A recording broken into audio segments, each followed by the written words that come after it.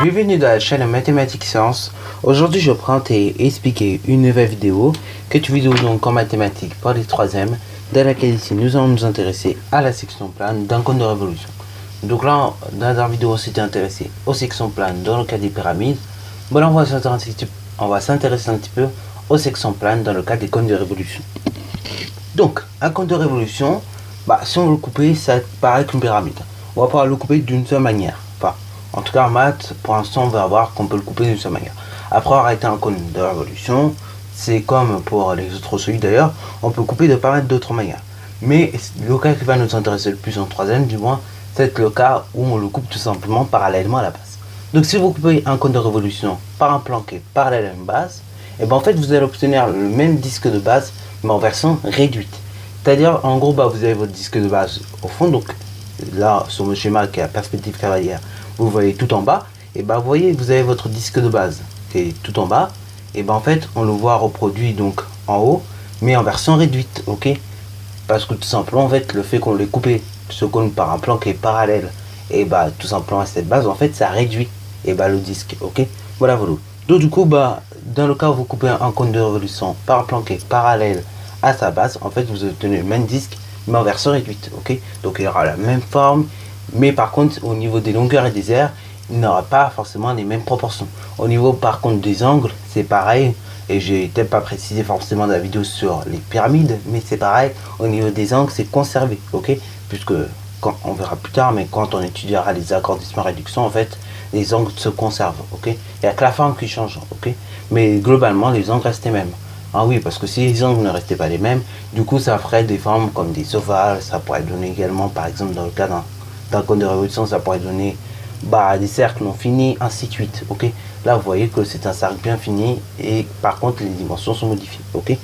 Voilà, alors donc là on peut voir que c'est à peu près la même chose que dans le cas donc d'une pyramide. Donc ça c'est tout donc pour tout simplement la manière dont ça se coupe, ok. Alors après pour calculer le rapport de réduction, on peut très bien faire avec la petite formule que normalement qui a été proposée ici. Ok, c'est-à-dire en gros vous prenez la petite longueur sur la plus grande et en fait ça vous donne le rapport de réduction, ok. Et c'est de même pour les pyramides, c'est-à-dire vous prenez la petite longueur sur la plus grande et vous avez à chaque fois un rapport de réduction qui se fait, ok. En soi c'est logique parce que si vous prenez une petite longueur sur une grande longueur, vous allez obtenir un nombre qui est forcément inférieur à 1, ok. Et donc du coup vu qu'il sera forcément inférieur à 1, et en général un rapport inférieur à 1, ça signifie donc une réduction. Donc du coup c'est pour ça qu'on appelle ça un rapport de réduction. Et c'est pour ça qu'un rapport de réduction se calcule toujours tout comme ça. Alors après, à partir de ce rapport de réduction, on peut en déduire pas mal de choses. On peut en déduire par exemple des longueurs, des aires, des volumes, ainsi de suite, ok. Bon, alors là on va pouvoir voir comment maintenant on peut avoir une application concrète. On nous demande donc de calculer le volume du tronc de cône en sachant donc que toutes les longueurs sont multipliées par un tiers.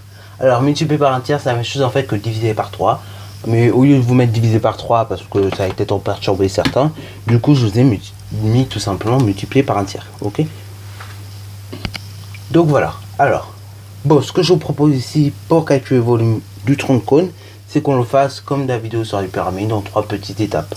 Donc là, d'abord, dans un premier temps, on calcule le volume du grand cône. Dans un second temps, on verra comment on peut calculer le volume du petit cône. Et après on en déterminera le volume du tronc de cône, ok. Voilà. Donc, on va noter volume total. Volume total, il est égal à quoi? Alors là, il faut déjà se rappeler comment on calcule le volume d'un cône de révolution. Pour calculer le volume d'un cône de révolution, on va tout simplement en fait multiplier l'aire de la base par la hauteur et on divisera le tout par 3, ok. Ou bien on fera un tiers de l'aire de la base fois la hauteur. Souvent vos grands frères, ou bien si vous avez des aînés plus grands que vous, souvent vos grands frères ont dû apprendre cette formule, c'est-à-dire un tiers de l'aire de la base fois la hauteur. Mais maintenant, donc dans les nouveaux programmes depuis 2016 minimum, on vous apprend la formule plutôt R de la base fois la hauteur divisé par 3. Alors, donc du coup, R de la base, je vous dis, ça peut se noter avec un grand B, mais là dans mes formules que je vous affiche, en général, ils notent ça à base, ok. Moi, je vais rester fidèle à mon grand B, j'aime bien plus, parce qu'il est bien, pour moi, je trouve qu'il est simple à comprendre, et ça prend en place dans une copie, et c'est plus simple et c'est plus rapide en fait. Hein, question rapidité, je trouve que mon grand B est plus rapide. Mais après, bien évidemment, si vous avez du mal à comprendre ce que ça veut dire, vous pouvez mettre R de la base ou R base, ok. Alors donc, volume total est égal à R de la base fois la hauteur divisé par 3. Ce qui donne donc, comme volume total, R de la base, là il s'agit d'un disque. Donc pour calculer R d'un disque, en fait, on va tout simplement multiplier pi par le rayon au carré, ok. Donc pi fois rayon, ok. Donc déjà, il faut déterminer le rayon. Donc là, le diamètre, il fait 18, ok. Donc du coup, on va déterminer le rayon. Pour cela, il va falloir diviser par 2. Ce qui veut dire, il va falloir en fait tout simplement, pour déterminer votre rayon, diviser votre diamètre par 2, ok. Donc ce qui donnera pour le rayon, tout simplement 18 divisé par 2, ce qui donne donc tout simplement 9 cm, ok. Voilà. Alors là, du coup, maintenant que nous avons 9 cm, on va le multiplier par lui-même, ok. Donc ça fait 9 au carré, fois pi, fois la hauteur. Donc la hauteur ici, c'est 15. Et le tout divisé par 3, ok. Ce qui donne donc, on réduit un petit peu, 9 au carré, 81. 81 pi fois 15 divisé par 3. Alors là, pareil, ceci, on peut le réduire encore un peu plus. Donc c'est ce que je vais faire ici, en faisant donc 80 fois 15, ok. Alors donc là, nous obtenons donc 1215 pi tiers, ok. Alors là, cette fraction, on peut la réduire tout simplement en divisant numérateur et dénominateur par 3. Donc là, pour que on puisse tout simplement mieux lire, je vais diviser par 3, ok, au numérateur et au dénominateur. Comme ça, on verra directement le résultat. Alors là, 3 divisé par 3, ça donne 1. Donc du coup, on écrira directement le nombre, puisqu'un nombre A sur 1, c'est la même chose qu'un nombre A lui-même, ok. Voilà. Donc si vous prenez une fraction, par exemple 9 sur 1, ce sera la même chose que 9. Donc du coup, au lieu de me prendre la tête avec des 9 sur 1, je vais écrire directement 9. Donc là, 1215 divisé par 3, on obtient donc 405 pi, ok. Voilà, et donc ça, c'est la valeur exacte, ok, de notre calcul. Alors donc là, 405 pi, c'est la valeur exacte du résultat. Mais donc, justement, en général, on préfère aussi avoir un résultat approché, avec des chiffres que l'on peut un peu, que l'on voit un peu plus, qu'on arrive à visualiser. Donc là, on va essayer de donner, on va voir la valeur approchée, donc de 405 pi. Donc, voyons qu'est-ce que ça nous donne. Et donc, ici, ça nous donne tout simplement environ 1272. Et donc là, il s'agit de centimètres cubes, ok. Alors, je vais arrondir à l'unité, ok. Mais bien évidemment, si vous regardez bien vos calculatrices, ça vous donne 1272,345025, ok. Voilà. Bon, moi, je vais arrondir, comme ça, au moins, on est bien. Alors, ça, c'est pour le volume total. Mais maintenant, donc, on va calculer le volume V1, donc qui est le volume du petit cône. Et après, le volume du cône tronqué. Alors, pour déterminer le volume V1, en fait, on va utiliser ce que je vous ai dit tout à l'heure. C'est-à-dire que dans un agrandissement ou dans une réduction, en fait, vous allez avoir les angles conservés, déjà d'une.